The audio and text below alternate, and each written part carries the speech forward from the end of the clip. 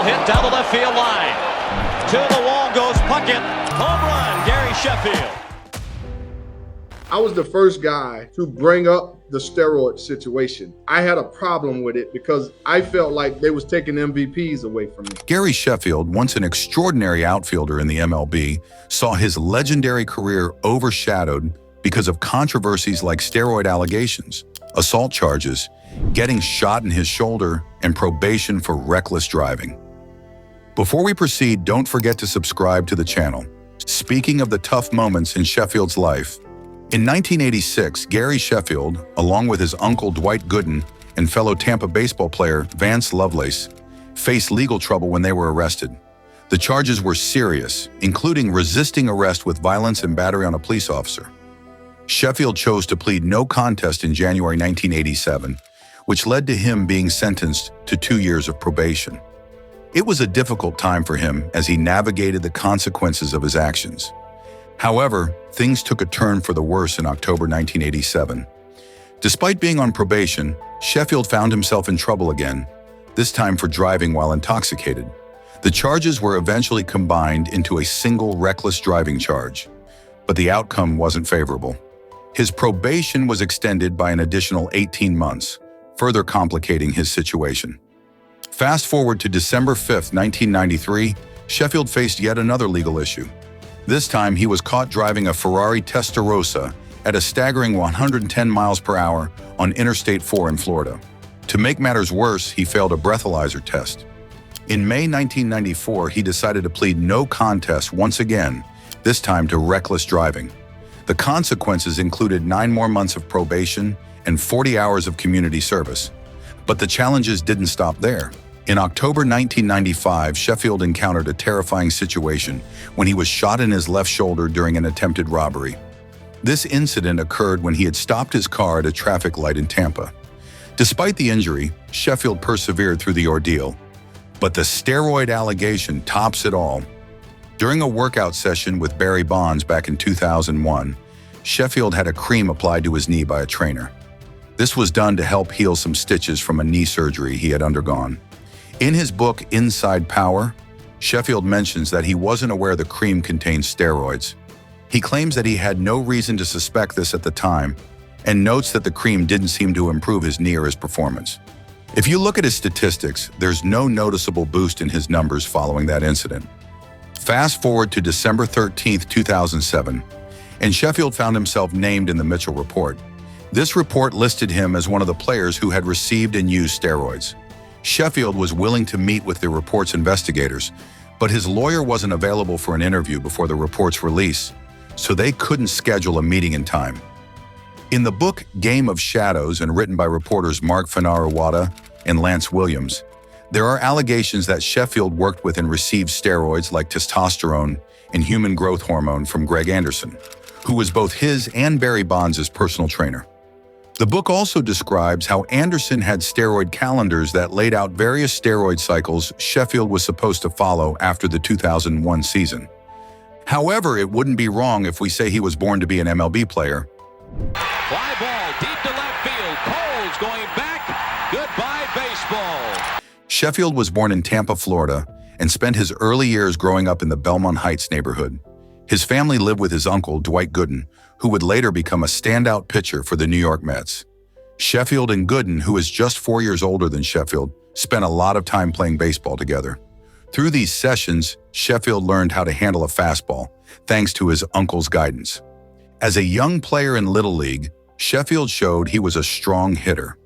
At the age of 11, Sheffield made a name for himself as a member of the Belmont Heights Little League All-Stars. In 1983, Sheffield joined the Hillsborough High School varsity baseball team. By his junior year, he had really bulked up, reaching 175 pounds, and played as both a pitcher and a third baseman. His senior year saw even more impressive developments. As a batter, Sheffield was outstanding. He hit an impressive $500 and smacked 15 home runs in just 62 official at-bats. His performance that year was so remarkable that he was named the Gatorade National Player of the Year at the end of the season. This accolade highlighted his exceptional talent and set the stage for his future in professional baseball. After finishing high school, Sheffield was selected by the Milwaukee Brewers as the 6th pick in the first round of the 1986 MLB draft. He later mentioned that if he hadn't been drafted in the first round, he likely would have played college baseball for the Miami Hurricanes. Once drafted, Sheffield was assigned to play for the Helena Brewers in the Pioneer League. There, he made quite an impression with a .365 batting average and 71 RBIs over 57 games. In 1987, Sheffield moved to the Stockton Ports in the Class A California League. This time, his defensive skills improved, and he performed well at the plate. Although his batting average dropped slightly below .300, he led the league with 103 RBIs. By the end of the season, Sheffield was recognized as the Brewers' top prospect. The dream MLB debut was interrupted by injuries and controversies. But the fireworks began in the first. Padres up 2-0, 3-2 count. Gary Sheffield and Todd Hundley embrace. Sheffield was called up from the minors in September 1988 when Major League Baseball rosters were expanded. He made his debut on September 3, 1988, and as a teenager, he started strong. His first ever hit was a home run against Mark Langston. However, by the end of that season, Sheffield's performance evened out, and he finished with a .238 batting average and 4 home runs over 24 games. The following season, Sheffield faced some challenges. His play declined, and he struggled with injuries, which led to a competition for the starting shortstop position with Bill Spears. Eventually, Sheffield was moved to third base, but he was unhappy with the change and publicly criticized the team, saying the situation seemed to be a clear-cut, black-and-white issue. At the end of the 1989 season, Sheffield's stats showed a .247 batting average with 5 home runs and 32 RBIs. In 1990, he worked with Don Baylor, the new hitting coach for the Brewers. Under Baylor's guidance, Sheffield improved his performance, finishing the season with a .294 batting average and 10 home runs. Despite his better play, there were ongoing issues in the clubhouse. Sheffield went so far as to accuse the organization of racism, claiming that they were holding him back from playing shortstop, a position that was filled by the white player Bill Spears. In his final season with the Brewers, Sheffield's struggles continued as he dealt with injuries to his wrist, thumb, and shoulder. This limited him to just 50 games that year, marking a tough end to his time with the team. After spending 4 seasons with the Milwaukee Brewers, Sheffield was traded to the San Diego Padres on March 26, 1992. Sheffield had an outstanding year with the Padres in 1992, making his first All-Star appearance. He came close to winning the Triple Crown, leading the league in batting average with a .330 mark, which was the only National League batting title won by someone other than Tony Gwynn in Padres history. Sheffield narrowly missed out on the home run and RBI titles, finishing with 33 home runs and 100 RBIs. In 1993, Sheffield started the season strong with 10 home runs and a .295 average. However, he was traded mid-season to the Florida Marlins on June 24, 1993. The trade, which also involved Rich Rodriguez going to the Marlins, sent Trevor Hoffman, Jose Martinez, and Andres Berumen to the Padres. During his time with the Marlins that season, Sheffield hit 10 home runs, batted .292, and drove in 37 runs. He also became the starting third baseman for the National League in the All-Star Game. At the end of the season, the Marlins rewarded him with a 4-year contract that made him the highest-paid player at third base. In 1994, the Marlins moved Sheffield from third base to right field. Over his time with the Marlins from 1994 to 1998, he hit 112 home runs, including a remarkable 42 in 1996. He was selected to the All-Star Game in 1996 and played a key role in leading the Marlins to victory in the 1997 World Series against the Cleveland Indians. On July 13, 1997, Sheffield made history by becoming the first player in Marlins history to hit 2 home runs in a single inning. Despite his success with the Marlins, he was traded to the Los Angeles Dodgers in 1998. The trade was partly due to the Marlins' inability to afford a contract extension for Sheffield. Over the next 3-1-2 seasons with the Dodgers, Sheffield proved himself as a top player. He hit 129 home runs and drove in 367 RBIs. He was selected to 3 All-Star games during his time with the Dodgers and established himself as one of the best outfielders in the league. However, during the offseason, Sheffield became vocal about his dissatisfaction with the Dodgers. He felt the team was mismanaging its finances and moving in the wrong direction. His frustration led him to publicly criticize the team's coaches and some of his teammates, which added to the tension. On January 15, 2002, Sheffield was traded again, this time to the Atlanta Braves. The Braves sent Brian Jordan, Odalis Perez, and Andrew Brown to the Dodgers in return. Sheffield spent 2 successful seasons with the Braves. After his 2 years with the Braves, Sheffield became a free agent for the first time in his career on October 27, 2003. His time with the Yankees was a roller coaster ride. With the rest of us, 3-1 pitch.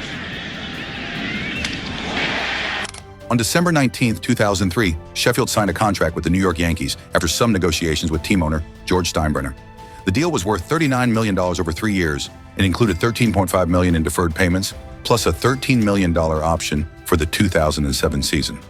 Sheffield's first season with the Yankees started off a bit slow, but he finished strong. He ended the year with 36 home runs, 121 RBIs, and a .290 batting average. In his second year with the Yankees, Sheffield continued to excel. He hit 34 home runs and drove in 123 runs. However, his time with the Yankees was not without controversy. On April 14, 2005, during a game at Fenway Park, a Red Sox fan distracted Sheffield as he was trying to field a ball hit by Jason Varitek. Sheffield took a swing at the fan with his glove, threw the ball back into the infield, and then got into a heated argument with the fan. The incident resulted in Varitek hitting a game-tying RBI triple. Although the fan, a longtime season ticket holder, was not ejected, he decided to donate his remaining season tickets to charity to avoid any further controversy. Sheffield was fined for the altercation, but no charges were filed against either Sheffield or the fan. Sheffield's 2006 season started promisingly, with him on track for a .300 batting average and 30 home runs. However, on April 29, 2006, he collided with Shea Hillenbrand of the Toronto Blue Jays, leading to a wrist injury that required surgery. Sheffield tried to continue playing despite the pain, but ultimately needed to sit out until late September. At the end of the 2006 season, the Yankees decided to pick up Sheffield's 2007 option, but then traded him to the Detroit Tigers. Then came a conclusion to his career. On November 10, 2006, the New York Yankees traded Sheffield to the Detroit Tigers in exchange for minor league pitchers Humberto Sanchez, Kevin Whelan, and Anthony Claggett. Shortly after the trade, Sheffield signed a 2-year extension with the Tigers worth $28 million. In his first season with Detroit, Sheffield had a solid performance. He hit 25 home runs, drove in 75 RBIs, and posted a .265 batting average. He also hit his first triple since 2004 and stole 20 bases, a feat he hadn't achieved since 1990. Notably, he became one of only 6 players in the American League that year to have both 20 home runs and 20 stolen bases. On September 8, 2008, Sheffield made history in a game against the Oakland Athletics. He hit the 250,000th home run in Major League Baseball history. However, the 2008 season wasn't without its drama. On September 19th, Sheffield was hit by a pitch from Cleveland Indians pitcher Roberto Hernandez. When Hernandez threw to first base, he and Sheffield exchanged words, leading Sheffield to charge the mound. Sheffield tried to tackle Hernandez, but ended up in a headlock and was punched several times by the young pitcher, resulting in a benches-clearing brawl. Both Sheffield and Hernandez, along with Indians catcher Victor Martinez and Tigers second baseman Placido Polanco, were ejected from the game. The league handed out suspensions on September 22nd. Hernandez got 6 games, Sheffield received 4, and Martinez and Indians infielder Asdrubal Cabrera were each suspended for 3 games. Sheffield later mentioned that he intended to penalize the Indians players involved as well.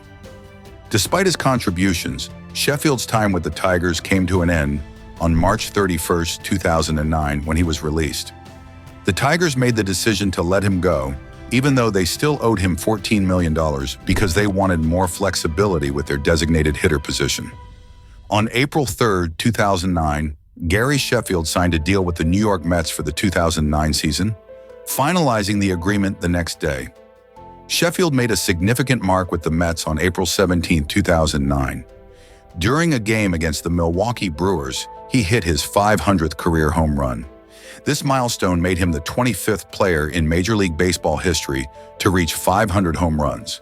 Notably, Sheffield was the first player to achieve this as a pinch hitter and the first to do so while wearing a Mets uniform. However, Sheffield's time with the Mets had its ups and downs.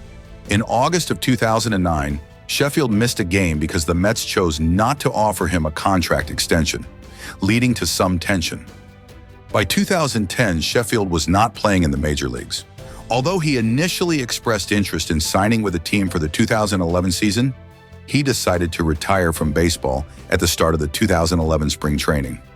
Sheffield first appeared on the National Baseball Hall of Fame ballot in 2015. During that initial voting, he received 11.7% of the votes. This was well below the 75% needed for induction into the Hall of Fame, but was enough to keep him on the ballot, as candidates need at least 5% to stay in the running for future years. Sheffield continued to be a candidate over the years. In 2024, during his 10th and final year on the Basketball Writers Association of America ballot, he garnered 63.9% of the votes. Although this was a significant improvement and quite close to the 75% threshold required for election, it wasn't enough for him to be inducted into the Hall of Fame. That is it for this one. But if you happen to like MLB legends, make sure to check out our latest videos on our channel, Baseball Icons. I'm sure you will love it. Oh, and while you are at it, drop a comment telling us who to cover next, and don't forget to subscribe.